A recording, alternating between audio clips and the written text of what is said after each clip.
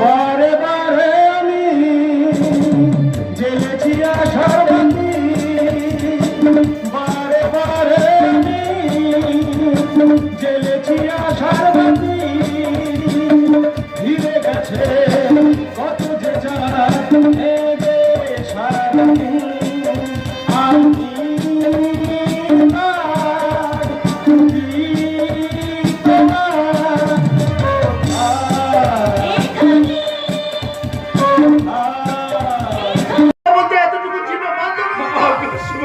আমি দাদা, তুমি জেনে রেখো, বৌদি যদি অসতী হয় তাহলে তার স্বামীও তুই জগরি হয়ে কালতি করতে এসেছিস। তুই কি জানিস ওই মেয়েটা কতখানি নোংরা? তার চেয়েও তো বেশি নোংরা তুমি মা।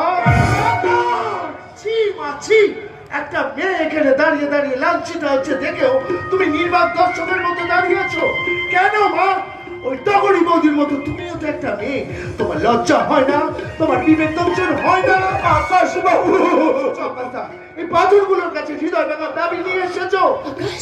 তুমি দাদি, আমার ওই বেঈমান দাদা তোমাকে স্ত্রী বলে স্বীকার না করলেও আমি তোমাকে আমার বৌদি হিসাবে মেনে নিয়েছি।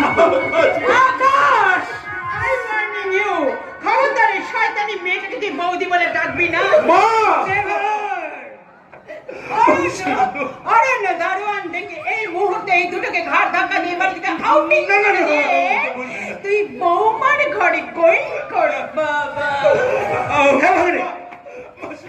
দিদি কিন্তু একদম ঠিক কথাই বলেছে।